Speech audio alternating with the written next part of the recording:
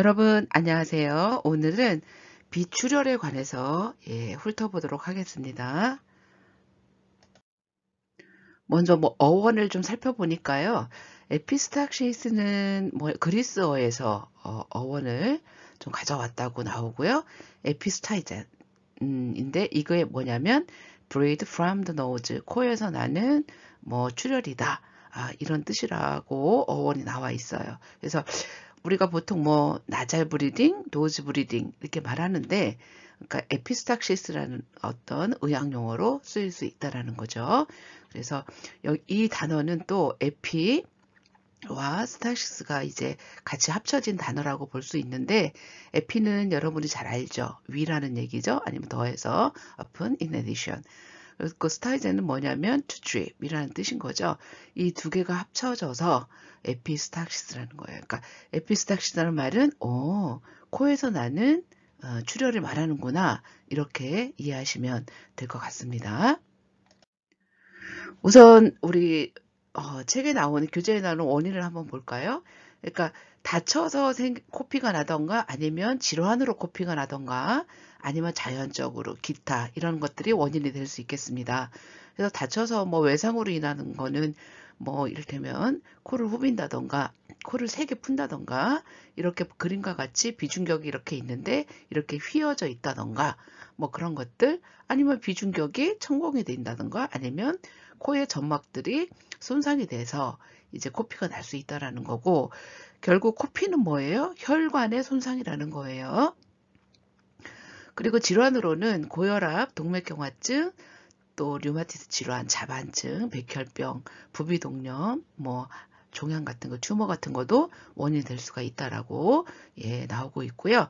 자연적으로 건조한 공기, 아니면 기압이 급격하게 변동이 되거나 그러면 또 코피도 날 수 있다라는 거죠. 그리고 우리가 코카인 흡입하는 그 장면들을 우리가 영화나 드라마에서 많이 보는데요. 그럴 경우에 그러니까 코피가 난다는 얘기고, 또 비위관, 우리가 흡입을 할 경우 이런 에피스탁시스가 많이 일어난다, 이렇게 이해하시면 될 것 같습니다. 그 부위를 보면 여기 그림 출처는 이제 여기서 따왔는데, 혈관들이 이렇게 코 안에 많이 있다라는 거죠.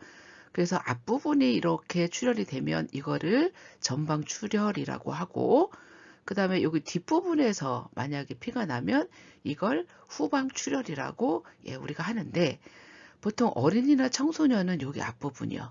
전방 부위. 그리고 이제 나이가 들수록 이제 여기 후방 부위가 많이 출혈이 일어난다고 하고, 여기 전방 부위는 사실은 우리가 눌러준다거나 패킹을 하면 바로 코피가 멈출 수 있다라는 거죠. 그런데 뒷부분에 후방 출혈일 경우에는 치료를 해야 되는 이제 그런 상황이 발생할 수 있겠다, 이제 이렇게 이해하시면 될 것 같습니다.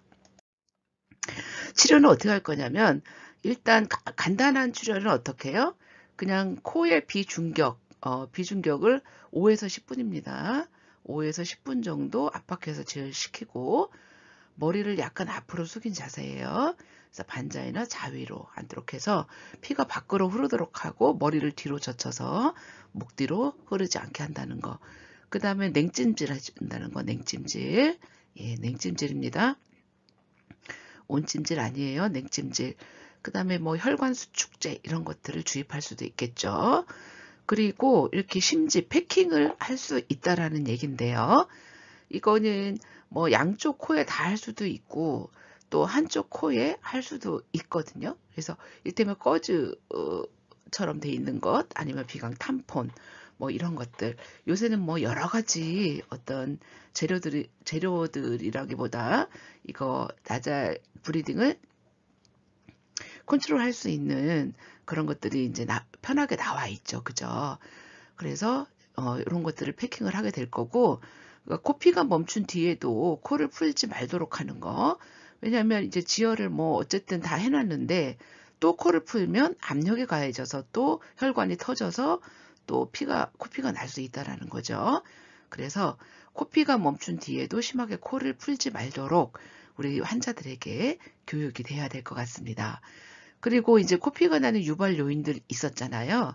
저는 제 둘째 딸이 이제 코피가 많이 나는데 대부분 이제 건조한 이유거든요. 그래서 방이 너무나 건조하거나 그러면 뭐 자다가도 코피가 나고 아침에 일어나서 코피가 나고 막 그러더라고요. 그렇다면 그것 때문에 코피가 난다고 알았다면 건조하지 않도록 해야 되겠죠.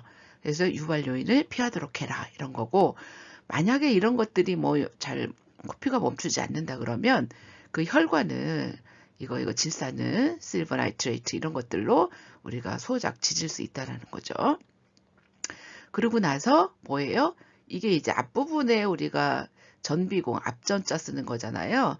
그래서 전비공에 심지를 삽입하고 그 다음에 또 여기 뒷부분에 난다면은 이렇게 후비공, 심지를 삽입할 수 있다라는 거죠.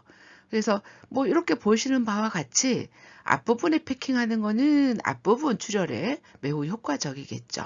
효과적일 거고, 그리고 사실 뭐 이렇게 요새는 되게 편안하게 이렇게 나와 있고, 그래서 패킹하기가 수월하게 좀 나와 있더라고요. 또 후비공 심지 같은 경우는 이렇게 튜브에다가 요 꺼즈 심지를 이렇게 매달고 이렇게 입으로 해서 이렇게 코로 이렇게 빼는 거죠. 그러면 여기 탁 걸리겠죠, 이게. 예, 그런 식으로 해서 패킹을 하는 것을 후비공 심지라고 합니다. 그러니까 우리가 왜 이를테면 IV 같은 거 맞고 그 라인 리무버 하고 뭐라고 해요? 환자분들께 뭐 꼭 누르세요 이렇게 하잖아요. 그죠? 그러니까 대부분의 출혈은 대부분 이렇게 압박으로 지혈을 하게 되잖아요. 근데 우리가 비강 안에는 우리가 뭐를 넣어서 압박을 하겠습니까? 코혈관을. 그죠? 그래서 뭐 우리가 이렇게 뭐죠? 비중격을 압박하는 것이 맨 그런 효과를 기대하면서 우리가 누르는 거죠. 근데 코 안에는 우리가 뭘로 누르겠습니까? 그러니까 이런 식으로 해서 이걸 어떤 압박의 효과를 주는 거죠. 그래서 이제 코피를 멈추게 하는 그런 효과를 내기 위해서 하는 거다. 이렇게 생각하시면 될 것 같습니다. 그래서 이제 후비공 심지에 관한 것이 17년도에 국시에 한번 난 적이 있거든요.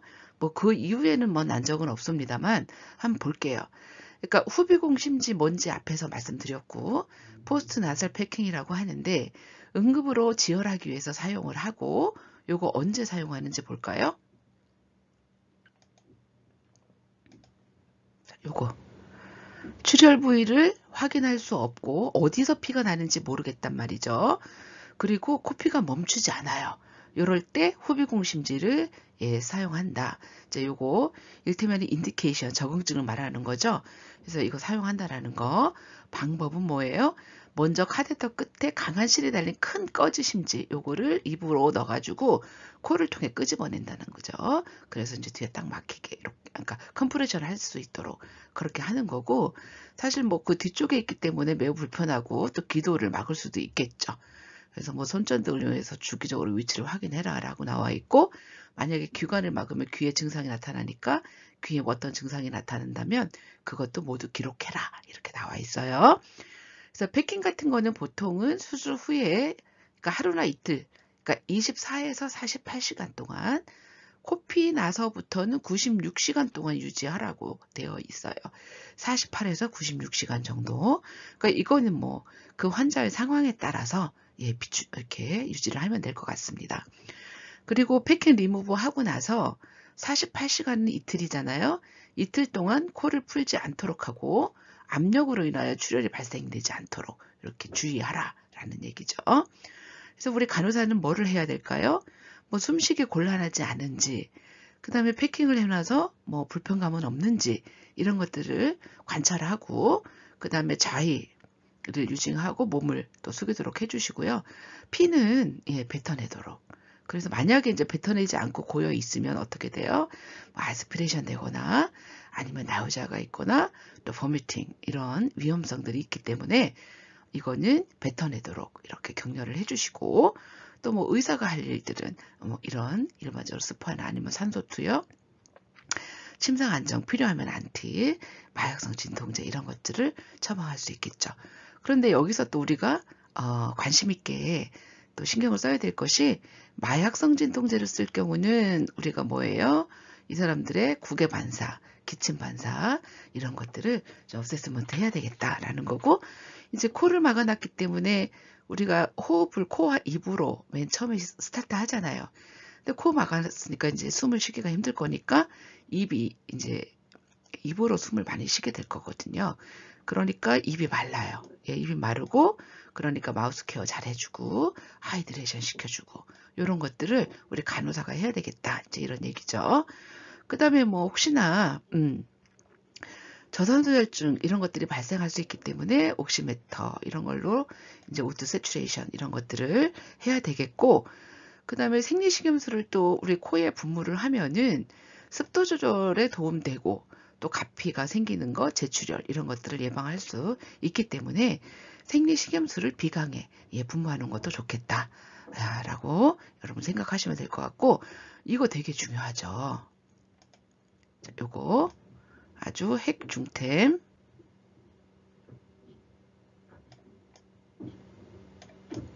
핵중템.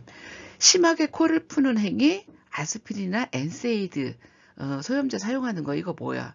이거 출혈되기 때문에 그런 거잖아요. 출혈의 위험성 때문에 그런 거잖아요.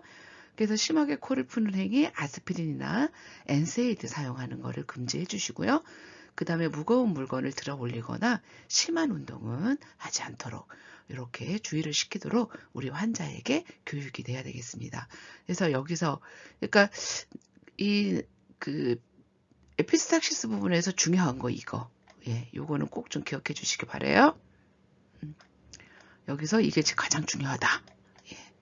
국시에 났던 것이기도 하고, 국시에 났던 것이 또 난다, 똑같이 이런 법은 없죠. 그죠? 이런 법은 없습니다. 이런 법은 없으나 여러분이 이렇게 이해하셔야 돼요. 국시에 났던 것은 굉장히 중요한 거다. 여러분들이 꼭 알아야 되는, 그러니까 간호사 국가고시라는 것이 간호사로서의 최소한의 역량을 갖추었니라고 우리가 시험 치는 거잖아요. 그죠? 그러니까 최소한의 알고 있어야 되는 내용입니다. 이거는 간호사라면 그러니까 반드시 이거를 숙지해 주시기 바랍니다. 제가 되게 강조했네요. 그죠? 자, 그 다음에 코 수술, 라이노플라스티는 사실은 국시에는 한 번도 출제되지는 않은 것 같습니다. 최근 5년 내에는 한 번도 출제된 적이 없는데, anyway, 그러니까 코를 외과적으로 개조하는 시술이다. 성형을 목적으로 하거나 아니면 기형으로 인한 기도 폐색을 완화하기 위해서 시행하는 거죠. 그러니까 우리가 이제 파퓰러하게 보통은 코 하면 성형 수술을 많이 떠올리는데 그런 것도 있지만 이런 목적도 있다라는 거. 그런데 이제 코는 우리 얼굴의 가운데잖아요. 그렇기 때문에 이런 신체상 변화에 대한 거, 이런 것들이 어떤 자아존중감이나 대인관계에 굉장히 영향을 많이 미친다라는 거니까 이거를 보통은 이제 사정을 뭐 어떤 기대 이거를 정확히 사정해서 정확하게 설명해 주는 것이 굉장히 중요하겠다, 그런 얘기죠. 자, 그리고 수술 후에 출혈을 방지하기 위해서 비강심지를 삽입하게 될 것입니다. 보통은 이제 수술하고 나서 부종이 있을 거고 또 멍도 들어 있겠죠. 그래서 나잘 패킹도 하고 나잘 스프린트 이런 것들로 되고 있고, 그 다음에 보통 이렇게 얼음찜질을 하게 되죠. 그래서 이제 뭐 처음서부터 막 뭐 오피하고 나서 바로 그냥 얼굴을 드러내놓고 일상생활을 하기는 쉽지는 않겠죠. 심지는 대개 수술로 제거하고 부목은 3일에서 5일 후에 제거를 하게 되고, 여기 수술 후 2주 동안은 아스피린 나오네요. 그 다음에 엔세이드 나오네요. 이거는 뭐 때문에? 출혈의 위험성 때문에 복용하지 않도록 교육해라. 아스피린, 엔세이드. 요거 꼭 좀 기억해 주세요. 성인간호학에서는 이 약물들이 뭐 계속 나옵니다. 출혈의 예방을 하기 위해서 아스피린, 엔세이드 이런 것들. 그 다음에 오피 후에 호흡 상태를 사정하고 통증 관리, 수술 부위 출혈과 부종 관찰하는 거, 그리고 합병증 이런 것들을 환자가 잘 먼저 이게 컴플리케이션이다라고 알 수 있어야 빨리 이제 병원에 오거나 하겠죠. 이게 당연히 그러려니 슥 지나간다면 진짜 호미로 막을 것을 가래로 막게 되는 그런 결과를 초래하게 된다라는 거죠. 그러면 우리는 어떻게 되냐? 이런 합병증에 관해서 여러분들이 교육이 돼야 되겠죠. 그리고 시간도 걸리죠. 그죠? 바로 돌아오지 않죠. 그래서 이런 것들도 미리 교육을 하셔야 되겠습니다. 그래서 이제 문제 난 거를 보니까요. 후비공 심지를 적용 중인 환자에게 적용해야 되는 간호로 적절한 것은 무엇인가라는 거거든요. 자, 구강호흡법을 교육한다. 기침을 격려한다. 코를 풀도록 한다. 고개를 뒤로 젖히게 한다. 온찜질을 적용한 후 냉찜질을 적용한다. 여기서는 망설임도 없이 1번이겠죠. 그죠? 기침하다 코 푸는 거 하지 말라고 그랬고, 고개를 이제 뒤로 젖히는 거는 맞지 않죠. 그 다음에 냉찜질 한다고 했고요. 그 다음에 후비공 심지 삽입에 대한 문제를 조금 더 한다면, 수술은 언제나 옳은 거예요. 수술은 언제나 아니지 필요하면 위험함으로 수술실에서만 아니죠. 그 다음에 비중격 망곡증에 대한 염증 제거요. 목적이 염증 제거입니까? 또 만성 부비동염에 대한 염증 제거입니까? 목적. 그 다음에 출혈 부위를 정확히 알 수 없고 멈추지 않는 비출혈시 적용한다. 앞에서 제가 국시에 어떤 났던 문제라고 요거 알려드렸었죠. 그러니까 후비공 심지 삽입에 관한 어떤 인디케이션이나 이런 것들을 물었던 문제입니다. 염증 제거가 아니죠. 출혈, 치료에 관한 거잖아요. 그죠? 그러니까 뭐 브리딩 컨트롤에 관한 문제, 시술이었잖아요. 그래서 요것들. 그러니까 비출혈이 있는 남성에게 출혈이 멈추지 않아서 후비공 심지를 적용하고 환자 교육을 할 때 적절한 거는 비강을 통해 호흡한다. 운동을 하도록 권장한다. 코를 푸는 것은 무방하다. 엔세이드 제한한다. 냉찜질 적용하는 온찜질한다. 여기도 뭐 망설일 필요도 없죠. 아스피린이나 엔세이드 소염제 사용을 제한해야 되겠죠. 자, 그 다음에 코피가 있을 때 간호중재로 옳은 거. 자, 얼음으로 지혈한다. 30분 이상 아니었죠. 한 10분 정도. 그 다음에 혈관 수축제 심지박기 아니었죠. 그러니까 심지박기를 하든가 혈관 수축제를 사용한다라고 되어 있었죠. 앉아서 머리를 뒤로 젖혀준다고요? 앞으로 약간 숙인다고 했습니다. 엎드린 자세에서요? 아니요. 앉은 자세에서요. 그래서 간호중재로 옳은 것은 1번이 되겠죠. 그렇게 어려운 문제들은 아니었습니다. 자, 이렇게 해가지고 코피하고 나살 라이노플라스티에 관해서 간단히 짚어봤고, 여기 파트에서 국시에 나는 것은 후비공 심지에 관한 것이었습니다. 그래서 후비공 심지에 관한 것을 반드시 여러분들이 숙지를 하시고 지나가시면 뭐 국시 대비하는 데는 큰 문제가 없을 거라고 생각이 듭니다. 조금 정리해드리면, 자, 그 안에 이제 많은 혈관들이 분포되어 있고, 그 혈관들이 여러 가지 원인들에 의해서 파열이 돼서 출혈이 일어날 수 있고, 앞부분에서 나는 걸 전방, 뒷부분에서 후방 출혈이라고 볼 수가 있는데, 전방은 아이들이, 그 다음에 후방은 나이 드신 올더 제너레이션 분들이 이제 많이 생기는 거고요. 그러니까 올드에이지 많이 생긴다. 다 그런 건 아니지만 그렇다. 그리고 이제 패킹하는 방법이 있죠. 자, 압박을 해서 코피를 안 나게 해야 될 건데 앞부분을 이제 패킹하는 거, 뒷부분을 패킹하는 거 이렇게 있는데, 코를 막다 보니까 숨쉬기가 힘들고 그 다음에 입으로 숨쉬게 될 거예요.